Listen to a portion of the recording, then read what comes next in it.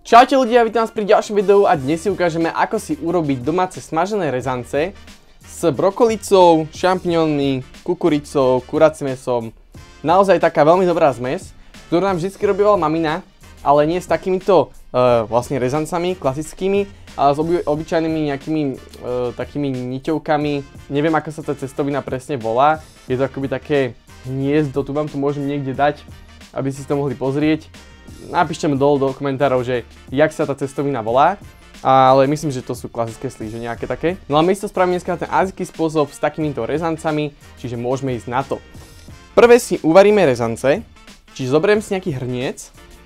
Do hrnca som si dal vodu, no a začneme ju variť. Vodu môžeme trošku osoliť, aby potom tie rezance mali nejakú chuť.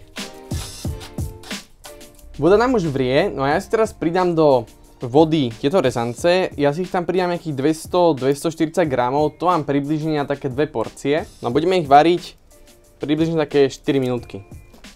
Kým sa mi budú variť rezance, zoberiem si 2 strčeky cesnaku a 1 kúsok zázvoru. Zázvor a cesnak si nasekám úplne na drobno, naozaj to treba rozsekať precízne, kvôli tomu, aby ste tam potom nemali kúsky toho zázvoru a budete to tam chrúmať, nie je to úplne ideálne. Alebo môžete samozrejme skúsiť pretlačiť. Cesnak môžete pretlačiť, ale zázvor sa už ťažšie pretlačia, takže naozaj ho musíte dobre rozsekať. Rezance sa mi už varia tak približne 4 minútky, nechcem, aby boli úplne rozvarené kvôli tomu, lebo potom keď budeme ďalej ešte pražiť a tak opekať na tej panvici, tak aby sa nám úplne nerozvarili a nerozmačkali a mali by také al dente. Sú trošku ešte tvrdšie, nechám ešte minútku, ale naozaj to musíte kontrolovať. Rezance mám uvarené, môžem ich cediť. Dám si ich zatiaľ niekam na bok, no a môžem si rovno zobrať bok. Do boku pridám olej. A rovno nasekaný cesnak a zázvor pridám do panvice. Môžete vidieť, mám z toho fakt úplne až takúto pastu skoro. No a zázvor aj cesnak jemne orestujeme na olej. Medzi tým si zoberiem jedno kuracie prso.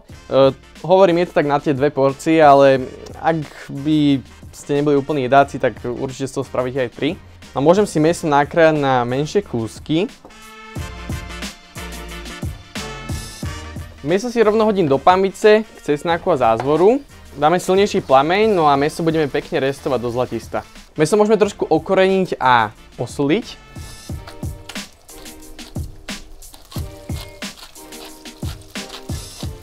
Mäso sa nám pekne takto dusí v podstate, ja by som chcel, aby sa viac opekalo, takže počkám, kým sa vyredukuje všetká šťava a ešte ho tak trošku opečieme. No a medzi tým si nachystám zeleninu, ktorú potom budeme pridať k mäsu. Čiže ja tu mám brokolicu, takto bola celá tá brokolica, ja použijem približne polovicu, neviem koľko to môže byť gramov, ale to približne vidíte. Samozrejme nič nepokazíte, keď dáte trošku viac brokolice alebo keď dáte trošku menej brokolice. Vy ju vlastne nemusíte ani krájať, keď ju budete takto lámať. To úplne stačí. Krásne sa vyperala všetká voda, no mäso začneme trošku opekať takto na oleji, nech chytí takú farbu. No a keď máme mäso perfektne zarestované, tak môžeme pridať brokolicu.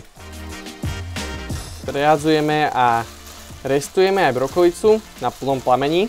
Ďalej si nakrájam na menšie kúsky 4 šampiňóny, na polovicu a potom na takéto menšie kúsky. V podstate na takéto osminky.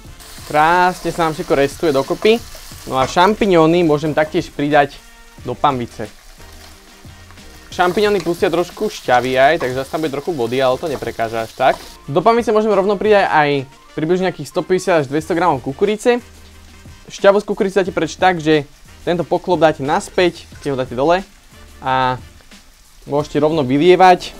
Pekne vám nevypadne žiadna kukurica a šťava vyjde von. Perfektne kukurička. To je približne polovička tej jednej konzervy. No a už to necháme všetko len pekne zarestovať. Kým sa nám všetko restuje vo voku, zoberiem si nejakú misku. Do misky si naliem 2 polievkové lyžice sojovej omáčky, 2 polievkové lyžice ústricovej omáčky, trošku sezamového oleja, ale naozaj veľmi maličko, lebo sezamový olej je veľmi aromatický. Všetko som spolu premiešal dokopy. A nakoniec už len zoberiem tieto rezance. Trošku mi stuhli, čiže ja si ich ešte takto prebehnem studenou vodou, aby sa ľahšie rozlepili. No a rovno si ich môžem hodiť do panvice. Na rezance nalejem túto zmes sojovej mačky, ústricovej mačky. Môžete samozrejme tú sojovú mačku, ústricovú mačku aj sezamový olej liať priamo do pamice, ale samozrejme, ak to neviete dobre odhadnúť, tak to nemusíte takto robiť. A ideálne je to fakt spraviť podľa chuti, takže potom si to môžete ešte dochutiť, keď vám tam bude niečo chýbať. Ja ešte trošku vodou zriedím to, čo mi ostalo v miske a prilejem to do pamice. Rezance premiešame poriadne a budeme ich trošku chvíľku tak dusiť, akoby na pare. Krásne sa nám to všetko prepojí.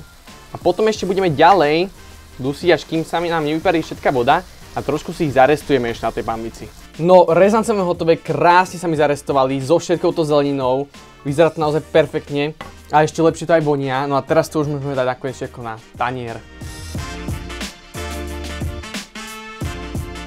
No a nakoniec túto fajnú bombičku už len ochutnám. No a môžeme ísť na to. Perfektne všetko si naberem.